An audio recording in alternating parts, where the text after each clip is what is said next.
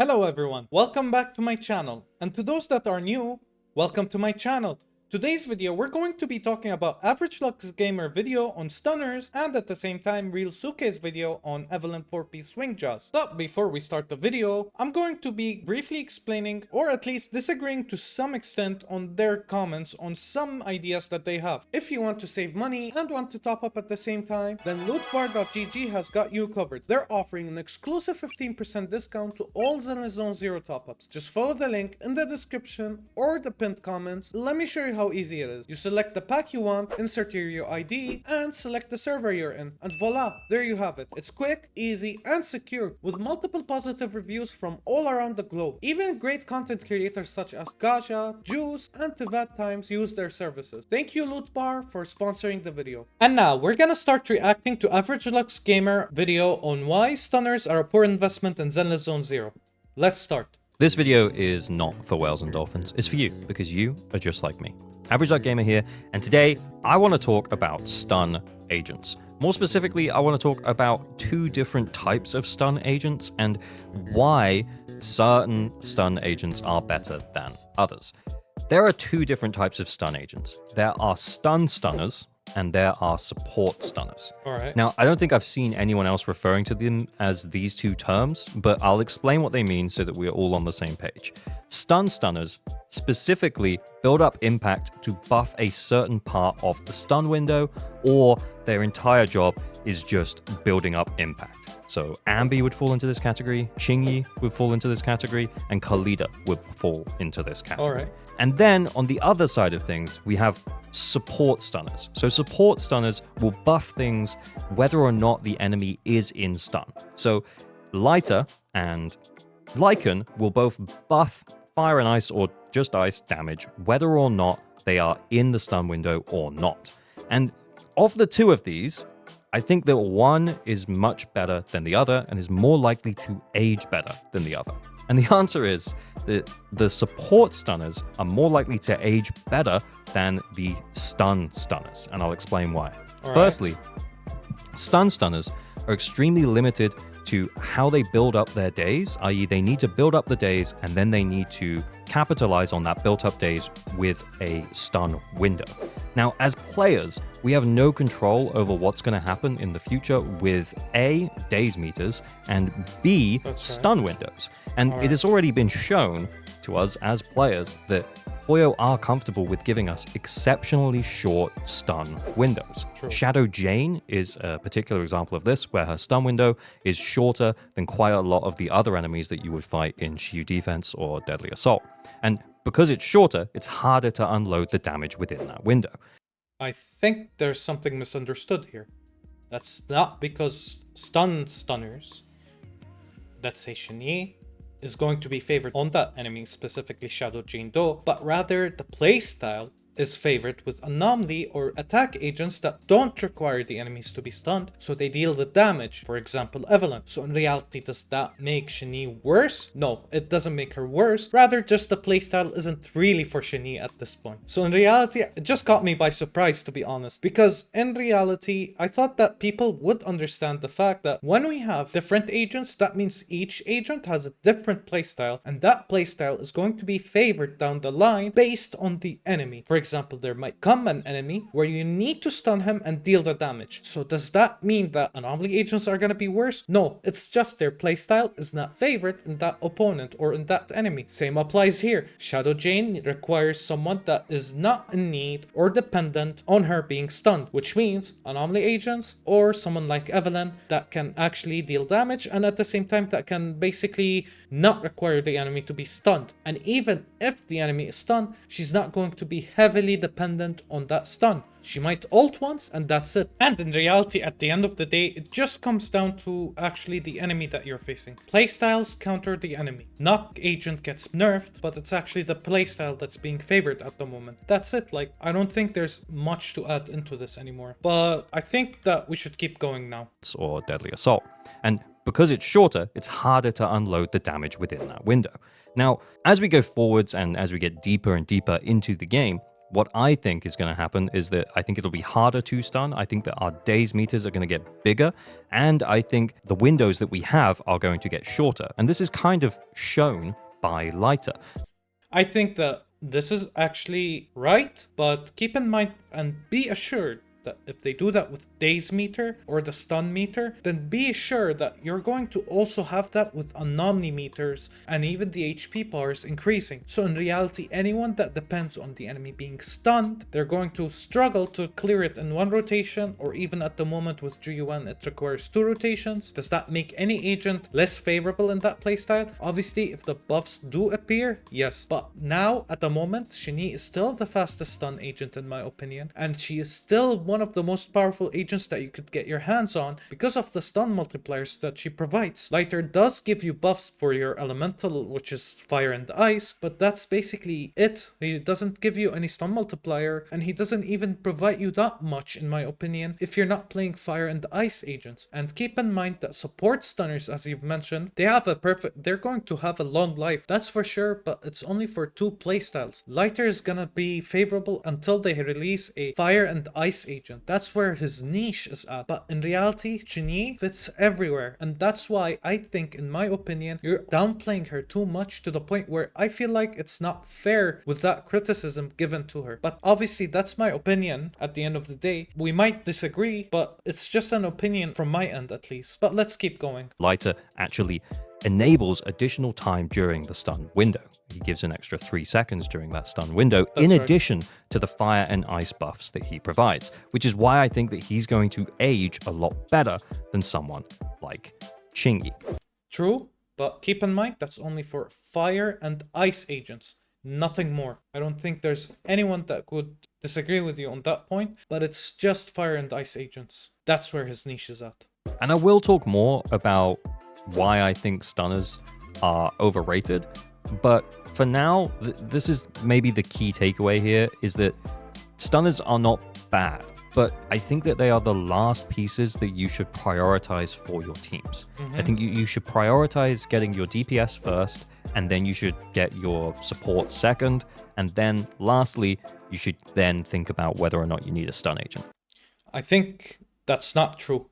I think that's not going to be a true statement anymore, especially with Silver Soldier Ambi being released, who requires a stunner before you get an actual support with her. Silver Soldier Ambi, Polkara, or even Trigger, these playstyles are going to always favor stunners at the end of the day. Anomaly agents depend on other anomaly agents. Attack agents depend on not other attack agents, but rather stunners. Stunners are the backbone of what makes an attack agent good. Just like how Lighter made Evelyn good, just like how he buffed Ellen, just like how he buffed Soldier 11 as well. So in reality, the backbone or the support that we need for attack agents lies in the stun agent, not just support agents only. Because at the end of the day, when you trigger a disorder reaction, anomaly agents can daze the enemies. The stun meter increases over time. But attack agents don't have that reaction. So in reality, when you have someone like Ji-Yuan, she's not gonna apply that much daze because it's not in her kit to deal that much daze damage. But at the end of the day, Stunner will take over just to help her out like Shani. So that's why I think that you're really downplaying the fact, or even the mechanics of how the game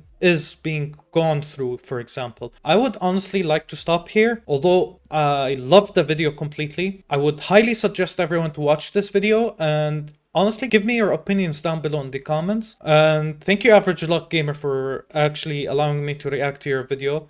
Hopefully, if you're watching this, if there's anything you need me to help you with, I'm more than happy to help you out later down the line. And now we're going to react to RealSuke's video on why 4-piece Swing Jazz is better than 4-piece Woodpecker and Hormone Punk at the same time. So let's start. So why Swing Jazz is the best 4 set? Because she loves jazz music.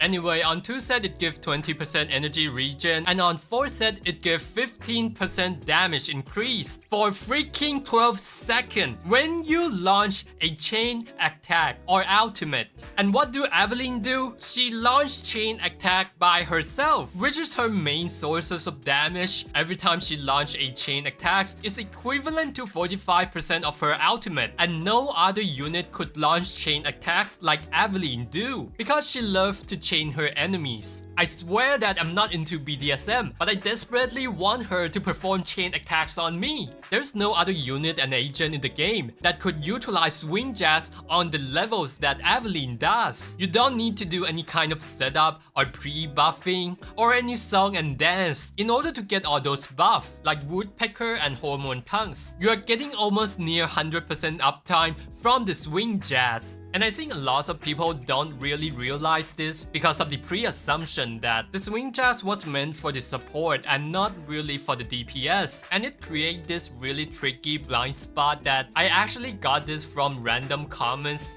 which feels like on the CN side. And the deeper I think about it, the more sense it makes. And what about the 20% energy regen? I think it's actually pretty good, because more energy means that you could use more skill, and the more you use the skill, the more chain attacks you're gonna get. So I do think that energy regen might be more beneficial than crit rate. And I think the reason why swing jazz is the best 4 set, because there's no actual best set for the Evelyn. Like the Woodpecker need a lot of song and dance in order to get all the procs, and the buff would only last 6 seconds. And for the Hormone Punks, the 24% attack would only be available for every 20 seconds, and it really depends on if you are able to land that 24% attack buff during the stun window or not, which could be practically done when you are playing Julian and the Harumasa. But Evelyn is more of a quick swappy characters by design, so her kit doesn't really match with the Hormone Punks. So it's gonna be very inconsistent, and I don't think it's the skill issue, cause no amount of skill could cover that 10 seconds of downtime. And that's why some people even suggest that going for 2-2-2 is not actually bad at all. Well, enough nerding with the theory crafting. I will just run a gameplay from this channel and see how Woodpecker perform in this run. I wanna let you guys know that I'm not gonna show this, but not because I don't want to prove his point. What he said is correct.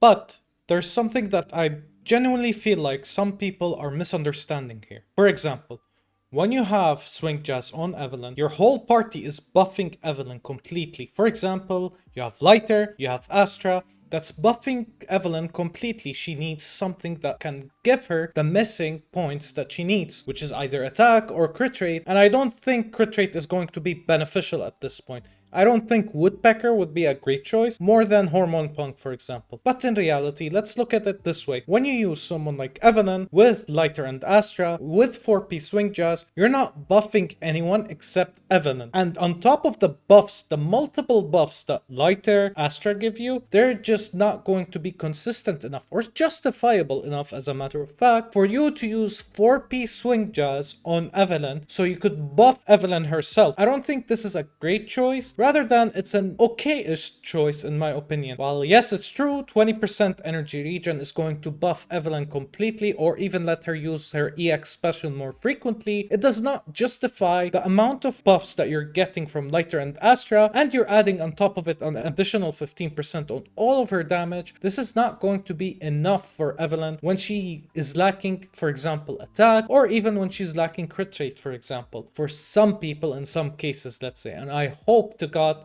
that's not true. But moving on, what you said is completely correct. I don't think this is a bad choice of an idea, but let me show you real quick the calculations that I've made for each set that we have so far. For example, we have Woodpecker, where you could see it doing very well on 8.5. You could see Hormone Punk, where it does 9 million DPR and possibly higher. And then you have Swing Jazz, which is doing 8 million DPR. That means that whenever you have something like Woodpecker or even Hormone Punk, it's going to be adding more damage to Evelyn or benefit Evelyn more frequently because of how much damage you're going to deal or whatever you're missing, as a matter of fact. But in reality, what you said is true. The 20 seconds is kind of off-putting when you put it this way. However, let's keep in mind something real quick. We are, at the end of the day, playing a game that is more or less something that depends on clearing fast. This is a fast-paced game, not a slow-paced game where, for example, you're deciding on which move you want to decide, like HSR, or what character you're gonna put in the first team, for example, like Genshin Impact, where you just need to switch buff, switch buff, switch buff, and then use your main DPS. This is, in reality, something that not a lot of people are considering in this game. It's the fact that you need to do fast damage as fast as possible with the agent in order for you to clear. This is a fast-paced game, not a slow-paced game. And at the end of the day, this is actually my opinion. I'm not gonna keep rolling the video. I've already hit the 3-minute mark on your video. However, I'm just going to suggest everyone to check out your video. Hopefully some of it makes sense for you, but I just wanted to make something out of it. And in case you want the calculations, please do message me. But at the end of the day, the consistency of the buffs is going to be defining what type of character you're playing. 4-piece Swing Jazz is a flop compared to, let's say, Hormone Punk or Woodpecker at the end of the day, because I think that this is not a case where you need to compare the buffs in those characters. You're playing a fast-paced game, not a slow-paced game. But I'll leave your video in my description and hopefully people will check it out. So in reality, these types of things aren't cooking, let's say, when it comes to these characters. You're playing a main DPS like Evelyn, who's getting buffed by Lighter and Astra at the same time, so adding more buffs is not gonna be justifiable enough for the set to be usable on Evelyn. But at the end of the day, that's my opinion. And that's it. We have reached the end. Hopefully I've earned your subscription today, guys. To those that are new, hopefully I've earned your subscription as well. If I didn't, let me know in the comment section below if I said anything wrong, or I didn't mention anything in your opinion at least, I didn't talk about, or I missed out on those 2 videos. See you in the next one, guys.